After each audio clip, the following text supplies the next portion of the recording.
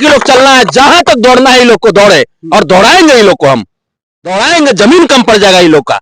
ये सब बढ़नी या झरुआ हम लोग नहीं समझते हैं, ठीक है। अढ़नी बढ़नी ये सब जो होता है ना, सब हम लोग ये सब नहीं समझते हैं। विजय कुमार सिन्हा जी बड़ा योगी मॉडल की बात करते थे ना, एनकाउंटर की बात करते थे। मुंगेर में अपराधी को एनकाउंटर किए ना, यादव समाज का था, तैयार करे में भार पड़ रहा है, यहां एनकाउंटर कीजिए ना। कहां दिक्कत है, कहां दिक्कत हो रहा है? अरे आपके सरकार में तो अपराधी लोग पुलिस को मार रहा है, खदेड़ के, पुलिस को खदेड़ के मारा है, नौबतपुर में मारा है खदेड़ के पुलिस को, और हम लोग फिर कार्रवाई करेंगे। जैसे को तैसा जवाब देना जानते हैं हम लोग। करना है, कहां तक लड़ाई लड़िएगा आप? जहां तक ये लोग नहीं मानेगा, और जहां तक ये लोग चलना चाहता है, संतोष रेणु यादव तैयार है चलने के लिए। कुर्बान कर चुके हैं अपने आप को हम। वरना जिस दिन यादव जाग गए ना, आपको भागने के लिए जमीन भी नहीं मिलेगा, जमीन कम पड़ जाएगी आपको। यादव इस ब्रह्मांड की रक्षा करने में अपना जान गंवाए हैं। तो बात यदि सम्मान, स्वाभिमान और शौर्य की जब आ जाएगी, तो हम लोग किसी भी हद तक जाने को तैयार हैं। 70 घंटे के अंदर अगर इस दुराचारी को, इस अपराधी को गिरफ्तार नहीं किए, तो उसके बाद फिर हम लोग बताएंगे कि जदू कुल में क्या पावर होता है। हत्याकांड नरसंहार जो हुआ था, उसको लेकर जो है संतोष रेणु यादव जो है पहुंच चुके हैं लहरपा हत्याकांड में, जो कि अभी आरोपी जो है उनको पकड़ा नहीं गया है। संतोष रेणु यादव आप आ चुके हैं लहरपा में, क्या कहिएगा, किस तरह से देखते हैं अभी जो अपराधी हैं अभी पकड़े नहीं गए हैं, लगभग 2 सप्ताह हो गए नरसंहार का? ये हमारे परिवार, हमारे घर के लोगों को टारगेट किया जा रहा है हमें से, और ये पूरे देश में चल रहा है। जिस प्रकार से लहरप्पा में घटनाएं हुई, ये दिन दहाड़े नरसंहार किया गया। मतलब ये लोग को पच नहीं रहा है कि समाज कुछ मुखर होकर के अब कुछ जीना चाह रहा है, तो ये लोग को पच नहीं रहा है।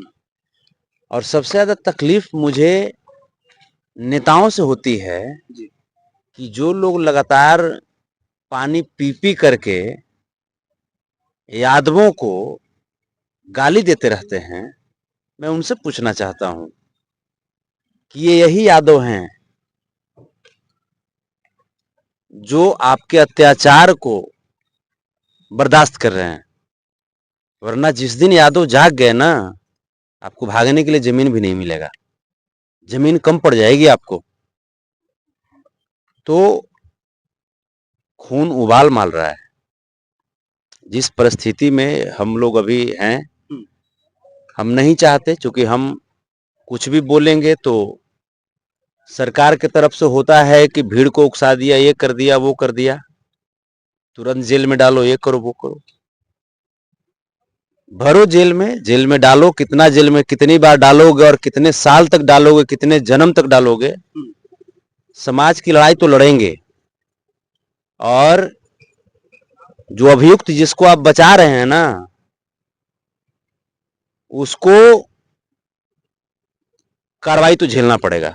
ये जो अपराधी हैं जब हत्या करते हैं तो उसके बाद से करनी सेना का, जैसा कि हम सुन रहे हैं जो परिजन है उनके मुंह से, कि करनी सेना का नाम लिया जा रहा है, करनी सेना जिंदाबाद का नारा। अरे कहाँ है नारायणी सेना इसके वक्त? ये सब बढ़नी या झरुआ हम लोग नहीं समझते हैं, ठीक है। अढ़नी बढ़नी ये सब जो होता है ना, सब हम लोग ये सब नहीं समझते हैं।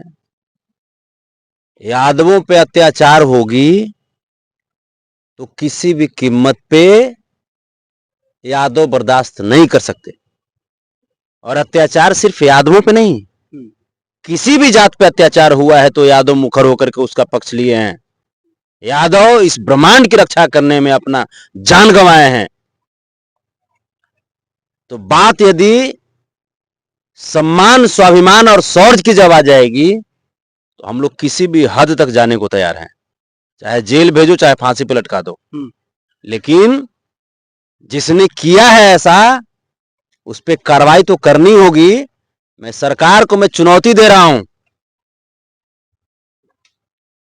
कि अगर 72 घंटे के अंदर, मैं अभी आज इस वक्त यहां पहुंचा हूं, 72 घंटे के अंदर अगर इस दुराचारी को, इस अपराधी को गिरफ्तार नहीं किए, उसके बाद फिर हम लोग बताएंगे कि जदू कुल में का पावर होता है। हम लोग को राजनीति से कोई मतलब नहीं है जी। हमको किसी पार्टी से कोई मतलब नहीं है, लेकिन समाज से मतलब है।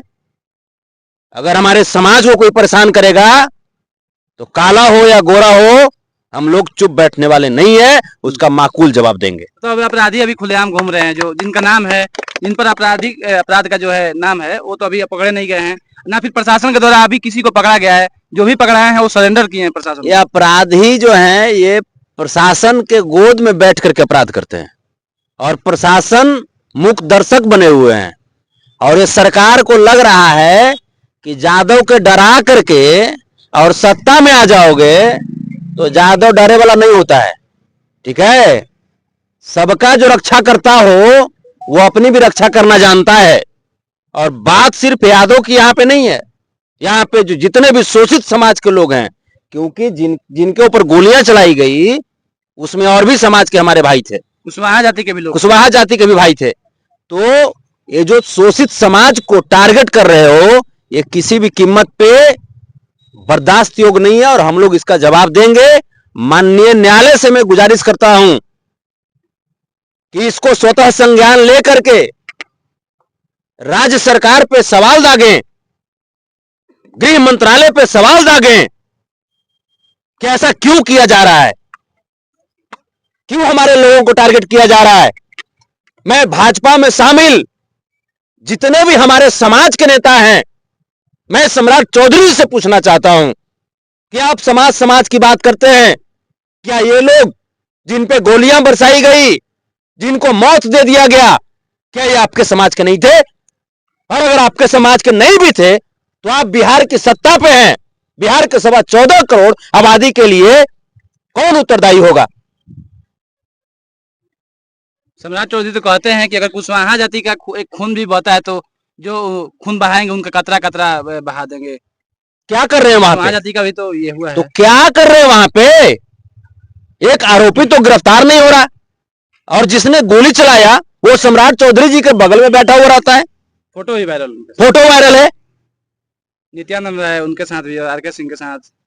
तो यहाँ पे कार्रवाई करनी चाहिए ना, और नहीं कार्रवाई करोगे आप लोग तो फिर माननीय न्यायालय है, माननीय न्यायालय का दरवाजा हम लोग खटखटाएंगे और हम लोग फिर कार्रवाई करेंगे।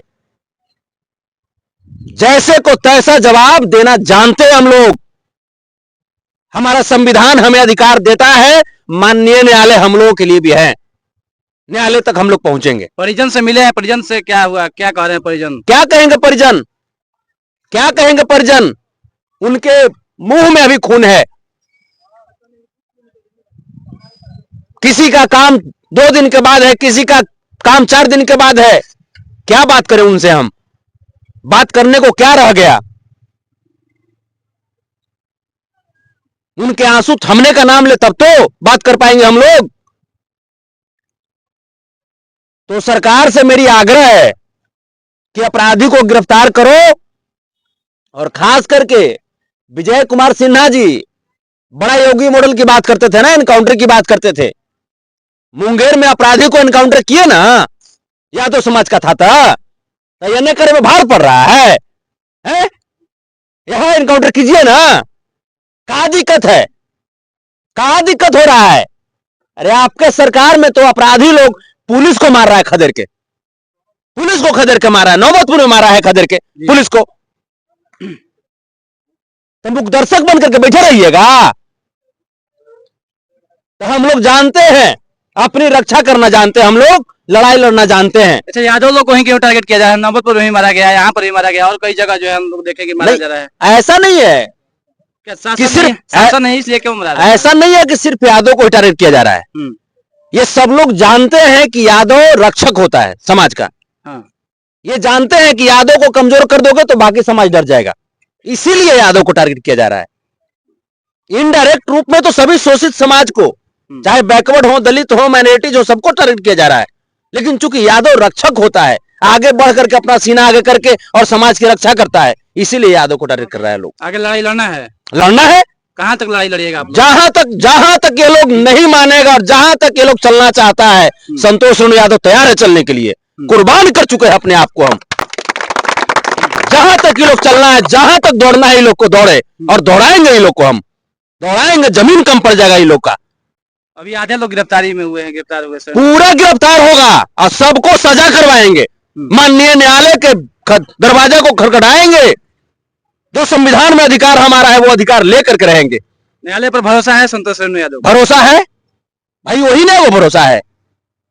आओ का नेता लोग पर हमारा भरोसा है, माननीय न्यायालय पे भरोसा है, हमें न्याय मिलेगा, लड़ाई लड़ेंगे हम लोग जी। धन्यवाद। देखिए संतोष रेणु यादव थे जो कि लाहौर नरसंहार में जो कि पीड़ितों से मिले हुए हैं और इनका कहना है कि साफ तौर पर जो है जो भी अपराधी हैं उनको सजा दिलवाने के लिए हम न्यायालय तक भी जाने का काम करेंगे। हालांकि देखते रहिए आप लोग पर Sumit live news and Janata health वर्तमान 24 न्यूज। मैं reporter Amit Kumar Singh, thank you, जय हिंद।